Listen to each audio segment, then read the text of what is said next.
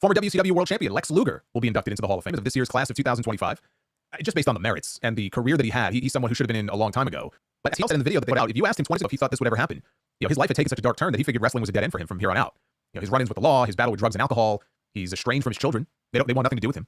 The death of Miss Elizabeth is what everybody always brings up, which he has said he takes responsibility for. Her death was deemed accidental. She mixed vodka and painkillers. I think she had a bad back issue at the time. And there's some people who think that that's all it was. It was just one bad night. And it wasn't. I mean, a few weeks before she died, the cops were called to their house. They found her with a lump on her head, 2 black eyes, and a busted lip. And he got charged with battery. I don't know what he was on or what he was doing at the time. Probably nothing good. But there's a reason WWE wanted nothing to do with him for so many years, right? He looked to be the next tragedy in wrestling. And I'm glad he's still around. I'm glad he got his life together. But he's not lying when he says that his life, had taken a dark turn. And I can understand people being upset that he's going into the Hall of Fame before Elizabeth does. From what I can gather, her family doesn't want her in. They don't want to have anything to do with any of this. It's like Martha Hart not wanting Owen in the Hall of Fame. There's not much that you can do. It would look awful if you just ignored the wishes of their family and did it anyway. When you place qualifying same-game parlay bets on NBA games, you could get up to 3 prop bet cards. Luger suffered a spinal stroke in 2007. He was paralyzed for a long time. He's been in a wheelchair ever since. He's regained mobility a little bit. He still can't walk on his own. And he's been working with DDP over the past year to try to walk again. He just got so much nerve damage, it makes it very tough.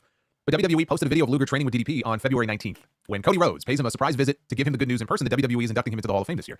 And it's appropriate given the impact that Dusty Rhodes had on Lex's career. Dusty was the one who gave him the total package nickname. Dusty was the one who suggested that he start using the torture rack as a finish. Luger will go down as having one of the best physiques that I have ever seen in any wrestler ever. Like, he looked phenomenal. And some people shit on him as a worker. He was never the greatest worker, but if you watch Luger in late 80s NWA, he wasn't bad at all. I actually thought he was pretty good. He wasn't Ric Flair, he wasn't Ricky Steamboat, but Luger's best run in the ring actually came, I would say, 87, maybe 88 to 90, 91. That was his peak as far as an in-ring performer is concerned. Luger was U.S. champion in 1989. That right there was his peak run. And I remember the great match with Sting against the Steiner Brothers, the first Super Brawl. That was in 91. He ended up in WWE versus the Narcissist, which could have been a lot bigger for him, but they didn't give it enough time before Vince got this great idea that, hey, Lex could be our next Hulk Hogan, because Hogan was on his way out. And he panicked and said, well, we have our new Real American hero now in Lex Luger. And he switched to babyface. No turn, no build-up or anything, no tease. He just showed up on the Intrepid, and he slammed Yokozuna. In cowboy boots, no less. And then came the big Lex Express bus tour.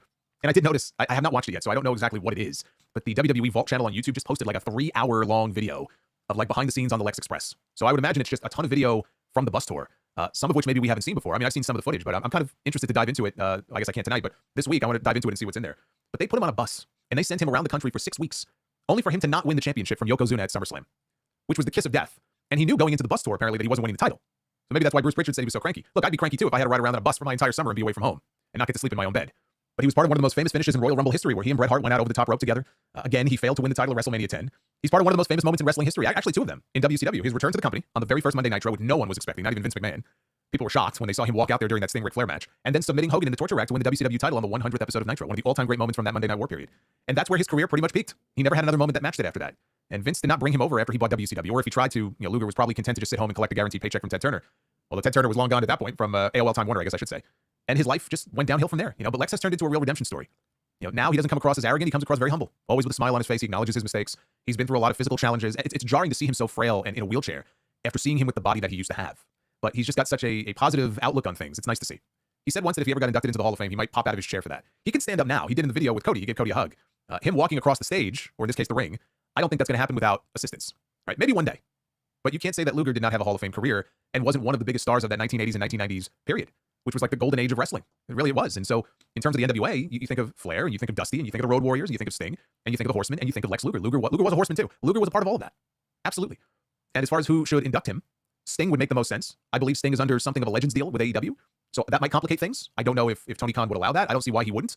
He's always been very deferential to Sting. I would like to think that if Luger asked Sting, Sting would go to Tony and ask if he had to ask for permission. Tony would let him. If for some reason Sting can't do it, DDP's got to be the one. But you know who else were stars from that period? Not as big as Luger. Earthquake and Typhoon. I mean, they were much bigger, but they were not as big of a star, either of them, as Lex Luger was. But Earthquake and Typhoon, the Natural Disasters. And per WrestleVotes, the Natural Disasters will soon be announced for the WWE Hall of Fame class of 2025. So they will join Triple H, Lex Luger, and Michelle McCool so far. I swear, Demolition is never getting in alive. I've given up at this point. It's just not going to happen. I thought for sure that they were going to get the call this year. I really did, especially when I heard they signed that Legends deal.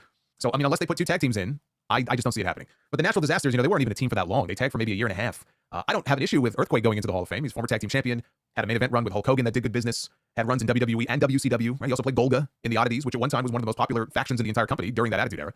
Typhoon deserves to be in the Hall of Fame for the Shockmaster's debut alone. He should go in as the Shockmaster, not as Typhoon. Not as Typhoon, not as Tugboat, or any other gimmick. If he's going in, he should go in as the Shockmaster, okay? I've laughed so hard at that moment, my sides hurt. One of the greatest things ever from Dark Side of the Ring was the producers showing Haku the Shockmaster's debut. He had never seen it before. And they brought it up on their iPad and they showed it to him. And he is just laughing, the most wholesome laugh, for like over a minute. It really is the most wholesome thing you will ever see on a show called Dark Side of the Ring. And a guy as notoriously dangerous as Haku, someone that you genuinely would not want to fuck with. sitting there and laughing like that is just one of the greatest things. But I mean, if you could watch the Shockmaster debut and not smile, I mean, you're like John Cena now. You have no soul. But he's also Cody's uncle, Fred Ottman, not Haku. Actually, that would be kind of funny. But he's Cody's uncle. That's where the whole Uncle Fred stuff comes from. His son, Typhoon's son, has worked for WWE for a number of years as a timekeeper. So I mean, he was bound to get in at some point. I wouldn't be surprised if they had Cody do the induction. But it's just too bad that Earthquake is not around to accept it. You know, John Tenta, he was a very nice man. I remember when he got sick with cancer, and he was a frequent visitor on the WrestleCrap message board. And he did some podcasts with them as well. So I mean, it was really him. But they set up an account for him on the WrestleCrap message board, and like a dedicated forum for him so that he could answer questions. And he's just a really nice guy. And gone way too soon. He was only 42 when he died. Can you believe he was only 26 years old when he first debuted on TV? Didn't look a day over 40.